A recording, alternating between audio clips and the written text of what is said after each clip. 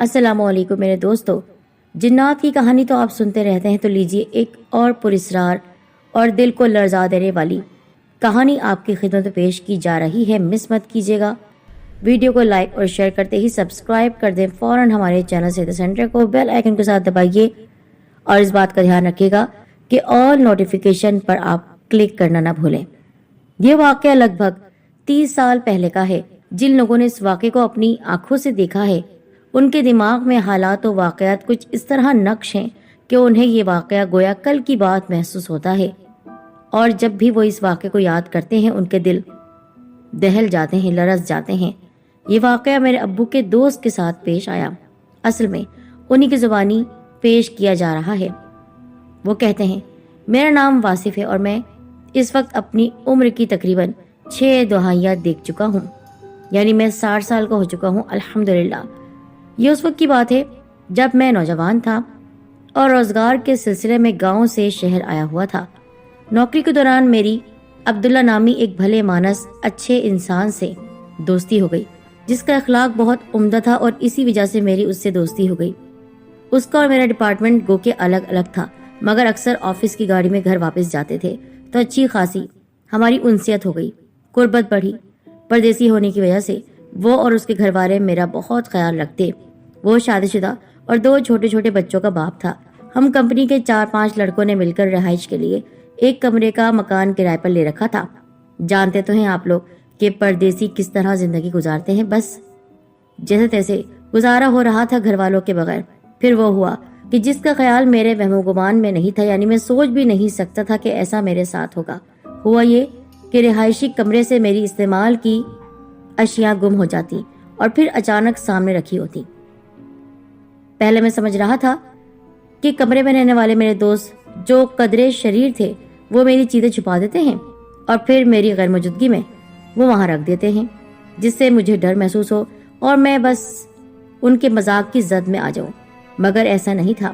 جیسے جیسے وقت گزرتا گیا مجھ پر نئے نئے انکشافات ہونے لگے، یعنی مجھ پر راز کھلنے لگے۔ میں فطرتاً نڈر طبیعت کا مالک ہوں، یعنی ڈرتا ورتا نہیں ہوں، مگر ایسی صورتحال کا سامنا اس سے پہلے کبھی نہ ہوا، کیونکہ اب نہ صرف میری چیزیں غائب ہو رہی تھی یا چیزیں آ رہی تھی، بلکہ یوں محسوس ہوتا جیسے کوئی میرے پیچھے آ کھڑا ہوا ہے۔ کبھی لگتا کوئی مجھے چھو رہا ہے، صرف گھر میں ہی نہیں بلکہ کمپنی میں بھی مجھے ایسا محسوس ہوتا کہ کوئی میرے ساتھ ساتھ چلتا ہے۔ ایک بار میں طبیعت کی خرابی کے باعث اپنی رہائش گاہ میں اکیلا تھا کہ نیند سے جاگتے ہی مجھے اپنے بستر کے پاس کسی کی آہٹ محسوس ہوئی۔ مجھے ایسا لگا کہ کوئی میرے بستر کے پاس سے گزرا ہے۔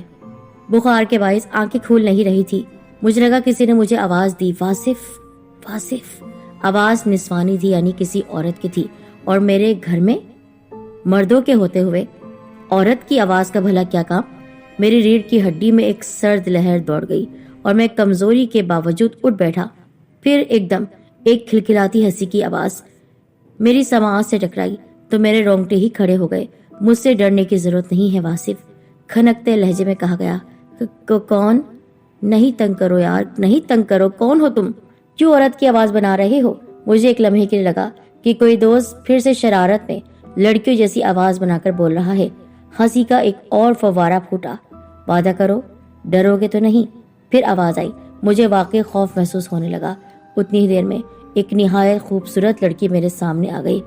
میں دبک کے چارپائی کے کنارے پر چلا گیا۔ خوف اور دہشت سے مجھے قرآنی آیات بھی بھول گئی۔ دیکھو، میں نے کہا تھا نا کہ مجھ سے ڈرو گے نہیں، میں تمہیں کوئی نقصان نہیں پہنچاؤں گی۔ ہم بھی اللہ کی مخلوق ہیں اور مسلمان ہیں، میں جن ذاتی ہوں۔ اس سے زیادہ سننے کی مجھ میں طاقت نہ تھی۔ میں بے ہوش ہو گیا۔ مضبوط اعصاب کا مالک ہونے کے باوجود میں اچھا خاصا ڈر گیا تھا۔ کچھ دیر میں مجھے ہوش آ گیا اور میں نے گھر کے باہر دوڑ لگا دی۔ میں جتنا چاہ رہا تھا کہ مجھے نیند آ جائے، لیکن نیند کوسوں میل دور تھی آنکھوں سے۔ میں نے برابر کی چارپائی پر لیٹے ایک ساتھی کو کہا، مجھ سے کچھ دیر باتیں کر لو۔ وہ بیچارہ بھی تھکا ہارا تھا، باتیں کرتے کرتے سو گیا۔ اچانک ہی کمرے میں بھینی بھینی خوشبو پھیلنے لگی۔ مجھے ارد گرد کسی کا احساس ہونے لگا۔ میں سوتا بن گیا۔ جھوٹ موٹ سو رہے ہو نا؟ مجھ سے ڈر رہے ہو نا تم سو نہیں رہے بلکہ مجھ سے بات نہیں کرنا چاہتے۔ وہی کھنکتا لہجہ۔ میں نے کوئی حرکت نہ کی۔ دیکھو، کل تو تم سچ مچ سو رہے تھے، اس لیے نہیں جگایا۔ آنکھیں کھولو۔ وہ کہہ رہی تھی۔ میں کانپ رہا تھا، الفاظ جیسے منہ میں جم کر رہ گئے۔ میں نے ہلکی سی آنکھیں کھولی تو سامنے وہی لڑکی۔ دیکھو، چیخنا چلانا نہیں، کیونکہ میں تمہارے علاوہ کسی کو دکھائی نہیں دوں گی، نہ ہی میری آواز کسی اور کو سنائی دے گی، سب تمہیں ہی پاگل سمجھیں گے۔ وہ بولی اور ہنس دی۔ میں مکمل طور پر پسینے میں بھیگ چکا تھا۔ تم مجھے پسند آ گئے ہو، میں نے تمہیں فلاں راستے پر کئی بار دیکھا اور تم پر دل ہار بیٹھی۔ اس نے بات بڑھاتے ہوئے کہا اور گھر کے قریب ایک بے آباد سی جگہ کا حوالہ دیا، یعنی گھر کے قریب ایک ویران سا میدان تھا جہاں پر سے کوئی گزرتا نہیں تھا، وہیں ایک بہت بڑا سا درخت تھا اور کہا گیا تھا کہ وہاں جنات کا بسیرا ہے، لیکن چونکہ میں جنات کو نہیں مانتا تھا اور خود کو بہادر کہتا تھا تو دیکھ لیجئے بہادری ساری نکل گئی۔ وہ جنزادی میرے پیچھے لگ چکی تھی، وہیں سے میرے پیچھے پیچھے یہاں آئی تھی۔ یہ بات کوئی اور لڑکی کہتی تو میں خوشی سے ناچنے لگتا، مگر مسئلہ یہ تھا کہ یہ لڑکی انسان ہی نہیں تھی۔ المختصر کہ وہ لڑکی سب کے سو جانے کے بعد میرے پاس روز آنے لگی۔ کبھی کبھار میرے ہم کمرہ دوست میرے نیند میں بولنے کی مجھ سے شکایت کرتے اور میں ہنس کر ٹال دیتا۔ 2-3 ماہ گزر گئے۔ پہلے میں ڈرا تھا اور اب اس سے مانوس ہو گیا۔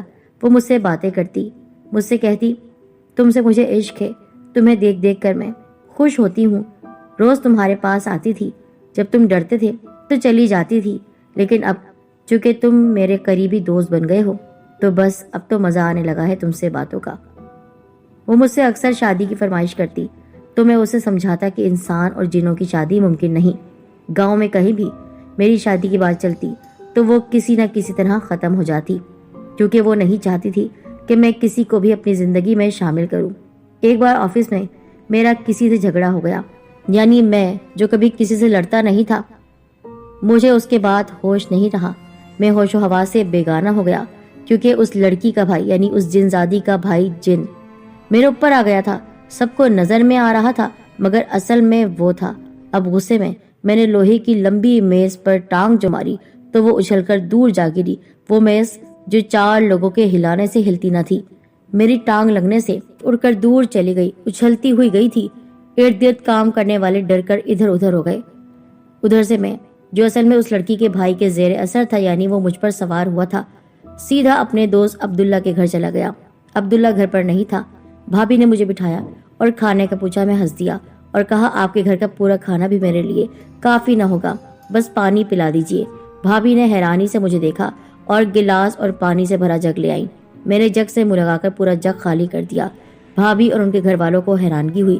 اس دوران میں مستقل نظریں جھکائے بیٹھا ہوا تھا۔ بھابھی واصف عبداللہ کی اور آپ کی بہت عزت کرتا ہے اور آپ کو اپنی ماں کی طرح سمجھتا ہے۔ آج اس کا آفس میں کسی سے جھگڑا ہو گیا تو میں اسے سیدھا یہاں لے آیا۔ میں نے کہا، جو دراصل میں نہیں تھا۔ واصف بھائی، کیسی باتیں کر رہے ہیں آپ؟ بھابھی کو یقیناً میری ذہنی حالت پر شک ہوا۔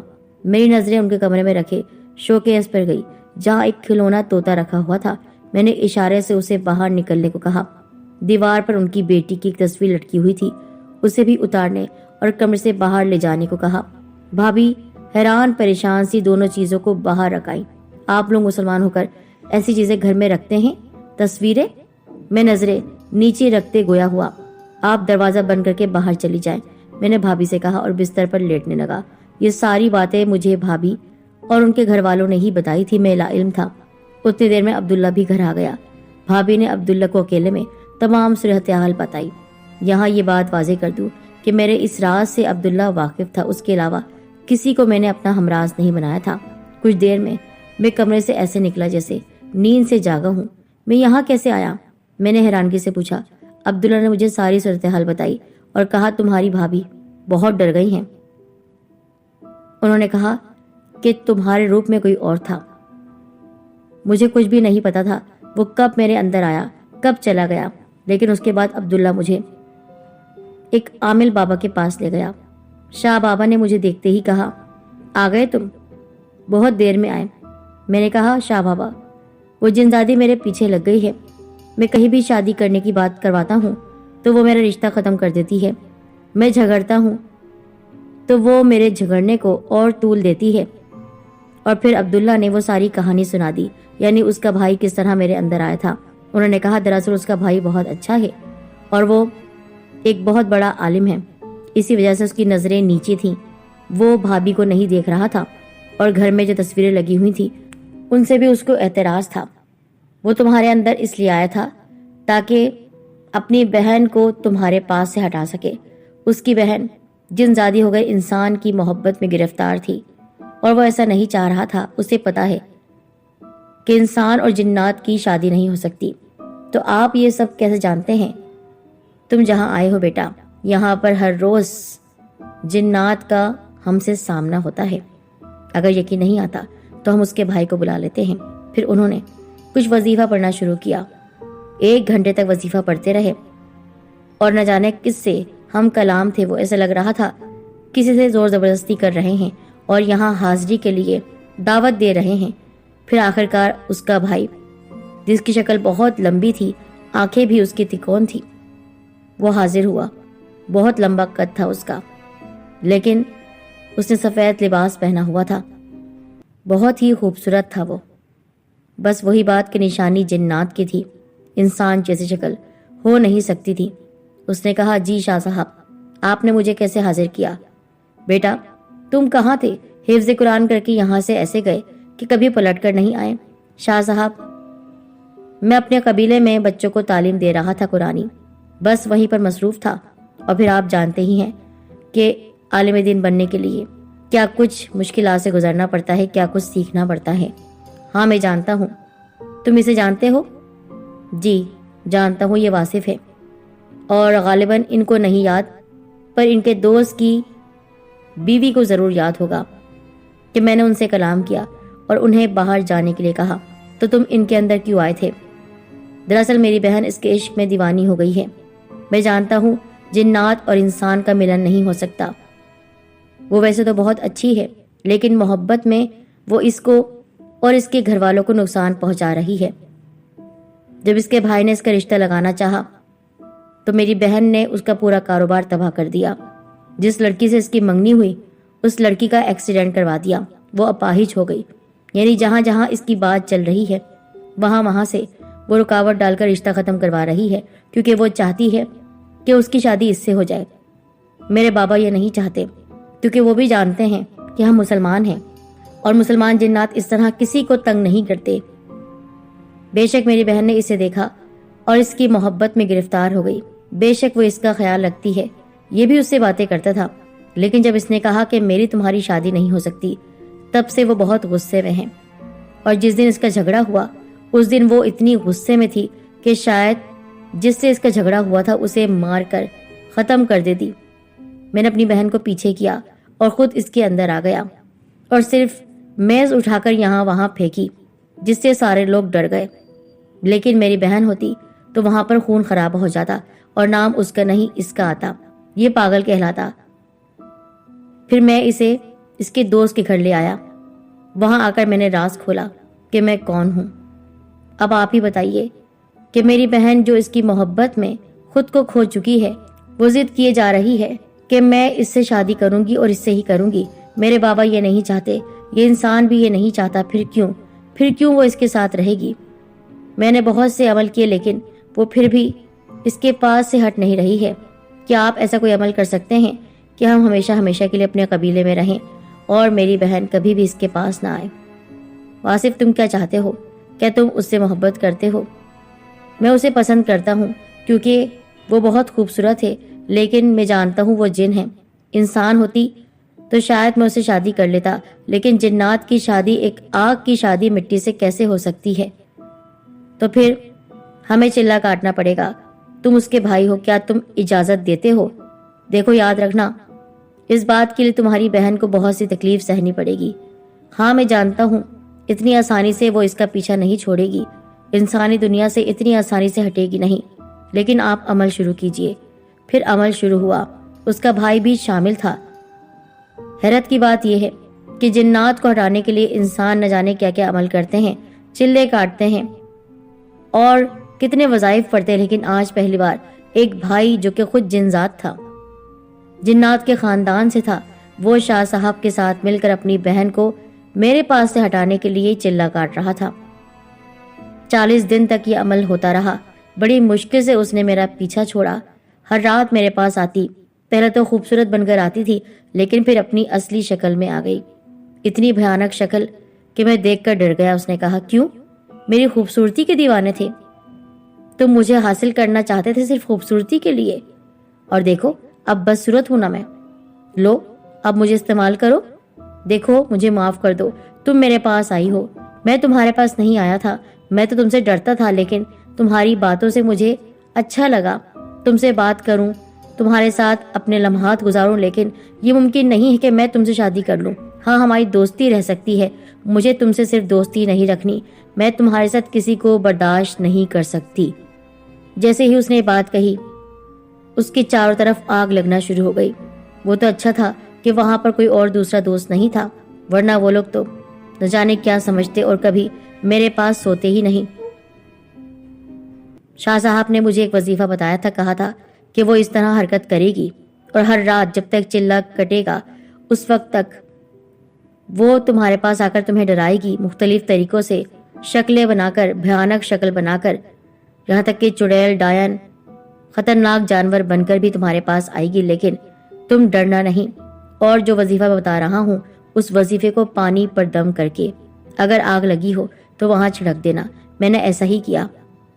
اگر میں اس سے ڈرتا تو شاید وہ مجھ پر حاوی ہو جاتی اور مجھے اٹھا کر اپنے قبیلے میں لے جاتی، لیکن اس بار میں نے اسے اپنے اوپر غالب نہ آنے دیا اور پانی میں اس وظیفے کو پڑھ کر دم کیا اور وہاں پر چھڑک دیا۔ آگ بجھ گئی اور وہ بھی دھواں بن کر غائب ہو گئی۔ پھر اس کے بعد وہ کافی عرصے تک نہیں آئی، لیکن جب عمل کا آخری دن تھا اس وقت وہ آئی، اتنی خطرناک صورت میں کہ اگر میں اپنے اندر ہمت جمع کر کے نہیں رکھتا اور اگر اس کے بھائی اور شاہ صاحب کا ساتھ نہ ہوتا تو یقیناً وہ مجھے کھا جاتی۔ بڑا سا منہ تھا اس کا اور دانت نکلے ہوئے تھے۔ اس نے کہا، اگر میرے ساتھ نہیں چلو گے تو یاد رکھنا تمہیں مار دوں گی، مر کر تو میرے ساتھ جاؤ گے، تمہاری روح پر عمل کروں گی اور تمہاری روح کو اپنے قبضے میں لے لوں گی۔ اسی وقت اس کا بھائی آ گیا۔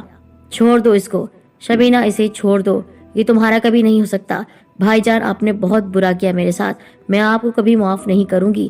آپ ایک جن ہو کر ایک انسان کا ساتھ دے رہے ہیں کیونکہ تم حق کی لڑائی نہیں لڑ رہی ہو۔ میں نے علم حاصل کیا ہے، قرآنی علم، اور ہمارا اسلام اس بات کی اجازت نہیں دیتا کہ کسی کو بلا وجہ جبر سے اپنے پاس لایا جائے یا زبردستی حاصل کیا جائے۔ یہ انسان ہے، یاد رکھو انسان ہے یہ، اس کا تمہارا ملاپ نہیں ہو سکتا۔ اسی وقت اس نے نہ جانے کیا پڑھ کر اس پر پھونکا کہ اس کے جسم میں آگ لگنا شروع ہو گئی، لیکن وہ آگ ایک دم بجھ گئی کیونکہ وہ بھی کوئی منتر پڑھ رہی تھی۔ تم نے خود کو ہمارے قبیلے سے الگ کیا، خود کو مسلمان کہتی ہو لیکن کرتی کالا علم ہو، تبھی تمہارے اندر شیطانیت آ گئی ہے، ورنہ تم کبھی اس انسان کے پاس نہیں آتی۔ یاد رکھو، اگر اپنی زندگی چاہتی ہو، حیات چاہتی ہو تو یہاں سے میرے ساتھ چلو، میں تمہارے لیے بہت اچھا بر ڈھونڈوں گا جو ہمیشہ تمہیں خوش رکھے گا، لیکن اسے چھوڑ دو، ایسا کبھی نہیں ہوگا، کبھی نہیں ہوگا۔ اس سے پہلے کہ وہ مجھ پر کچھ پڑھ کر پھونکتی اور میرے جسم میں آگ لگتی، اس کے بھائی نے اس پر کوئی سفوب چھڑکا جس سے وہ مکمل طور پر مٹی ہو گئی۔ جی ہاں، آگ مٹی کی صورت میں میرے سامنے پڑی تھی، راکھ پڑی تھی اس کی۔ مجھے افسوس ہوا کہ مجھ سے محبت کرتی تھی لیکن محبت کا غلط استعمال کیا۔ اس واقعے کو کئی سال بیت چکے ہیں، وہ مجھے یاد آتی ہے، کبھی کبھی خواب میں بھی آتی ہے اور کہتی ہے تم مجھے مل جاتے تو میری زندگی ہمیشہ ہمیشہ کے لیے خوشیوں سے بھر جاتی، لیکن میں غلط تھی، میں اب شادی شدہ ہوں، اب تو میرے بچے بڑے بڑے ہو گئے ہیں، میرے پوتے پوتیاں نواسے نواسیاں بھی ہیں، اور میں جب یہ واقعہ یاد کرتا ہوں تو میری روح کانپ جاتی ہے۔ کتنی مشکلوں سے اس جنزادی کو مجھ سے الگ کیا گیا۔